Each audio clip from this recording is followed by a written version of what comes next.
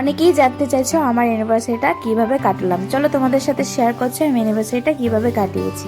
প্রথমেই আমরা রবীন্দ্র স্লিপার পার্কে চলে গিয়েছিলাম। চলে গিয়ে আমরা কিছু ফটোশ্যুট করেছিলাম। আর এখানে একটা বেবি ছিল, বেবির থেকে একটা গোলাপ নিয়ে নিলাম। বলছো দিদিভাই 20 টাকা। আমি বলছিলাম ঠিক আছে দিয়ে দাও। তারপরে কিন্তু আমরা সুন্দর করে ফটোশ্যুট করে নিয়েছিলাম। অনেকগুলো ফটোই ক্লিক করেছি, যেটা আমি তোমাদের সাথে একটু শেয়ার করে নিয়েছি। অসাধারণ লাগছিল, একটু ঠান্ডা ঠান্ডা হাওয়া চলছিল। তারপর কিন্তু সন্ধ্যা হয়ে গেল। সন্ধ্যের মধ্যে আমরা একটু চা খেয়ে নিলাম, মানে দাদাভাই তো চা খেতে খুব পছন্দ করে, আমিও খেয়ে নিলাম।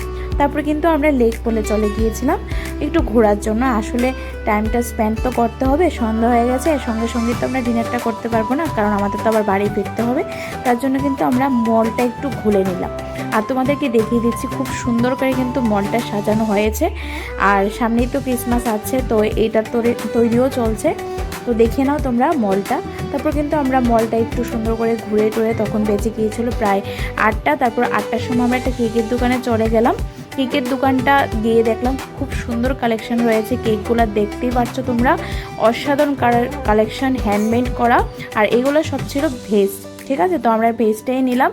তো এখানে দেখো তোমরা কত সুন্দর করে কেকগুলো সাজিয়ে রেখেছে। আর কস্ট কিন্তু একদম তোমার 200 থেকে শুরু করেই স্টার্ট হয়ে গেছে। তো 200 থেকে শুরু করে প্লাস মিনি কেকও আছে, তোমরা যেটা ভাল লাগে নিতে পারো। ডিজাইনগুলো কিন্তু অসাধারণ ছিল। তো আমাদের একটা কেক চয়েস হয়ে গেল। তো চয়েস হওয়ার পর সেই কেকটা আমরা নিয়ে নিলাম। তারপর আমরা চলে গিয়েছিলাম ওট 1590-তে, মানে এটা রেস্টুরেন্ট। আমি রেস্টুরেন্টের ভিতরে ঢুকে দেখলাম খুবই অসাধারণ একটা কাল্পনিকভাবে সাজানো হোটেলটা, মানে কি বলবো। আর গিয়ে দেখলাম কেউ নেই, আমরাই ফার্স্ট গেস্ট ছিলাম। তো এখানে গিয়ে কিন্তু সুন্দর করে আমি ভিডিওটা করে নিলাম, কারণ কেউ ছিল না। তো সেই সুযোগে আমি সুন্দর করে হোটেলটা দেখো সুন্দর করে ভিডিও করে নিলাম। আর খুব সুন্দর করে সাজিয়ে রেখেছিল টেবিলটা, মানে গ্লাস সেটিংসগুলো যা ছিল সব সুন্দর করে সাজানো হয়েছিল। তারপর কিন্তু আমরা কেক অ্যালাও আছে কিনা সেটাও জিজ্ঞেস করেছিলাম। তো বলেছে অ্যালাও আছে, কিন্তু স্টিক জ্বালানো, মানে তোমার স্পার্কেলটা জ্বালাতে পারবো না, ক্যান্ডেল জ্বালাতে পারবো। তো আমরা কিন্তু সুন্দর করে রেডি করে নিয়েছি। রেস্টুরেন্টের মধ্যে আমি একটা জিনিস লক্ষ্য করেছি, এখানে যে এসিটা ছিল, এসিটাও কিন্তু ওডেন কালারের সাজানোই ছিল। খুবই কাল্পনিক একটা অসাধারণ একটা মিউজিকও বাজছিল। তো আমরা কিন্তু সুন্দর করে সব কিছু রেডি করে নিয়েছিলাম। তারপর দেখো আমরা কেকটা প্যাকেট থেকে খুলে নিলাম, এটার সাথে ক্যান্ডেল ছিল। তো আমরা দুজনে মিলে সুন্দর করে সেলিব্রেট করেছিলাম। जब पहली दफा तुझे देखा था मैंने, कुछ रोशनी सी छाई थी आसमान पे, कहीं खुशबू थी कहे जज्बात थे, तेरे चेहरे में रब का नूर था साफ रे, कली नजर का जादू चल गया। তারপর কিন্তু 8:30 বেজে গিয়েছিল। তো আমরা ডিনারটা অর্ডার করে নিয়েছিলাম। ডিনারে ছিল পালং বিরিয়ানি, তারপর হচ্ছে কোরমা পনির, আর একটা ছিল চিকেন চাপ। তো চিকেন চাপটা আমি আমার জন্য অর্ডার করেছি, আর দাদাভাই তো ভেজ খায়, তো পনির করেছি অর্ডার।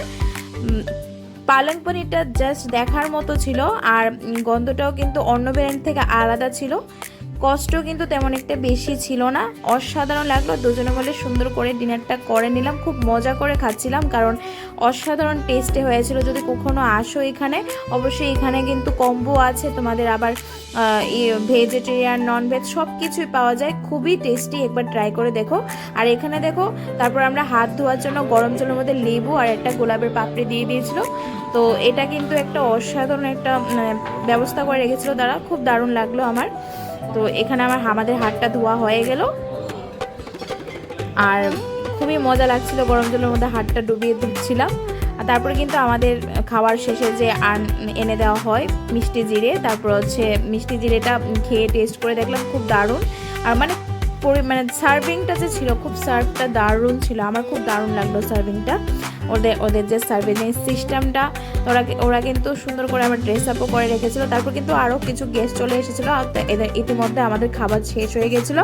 পুরোটা আমরা এনজয় করেছি দুজন মিলেই। তারপর কিন্তু আমরা ওবেরটা বুক করে নিয়েছিলাম। তো আজকের ব্লগ আমার এখান পর্যন্তই, দেখা হবে আবার তোমাদের সাথে নেক্সট ব্লগে। তো তোমাদের কেমন লাগলো অবশ্যই জানাবে। চলো টাটা, বাই বাই।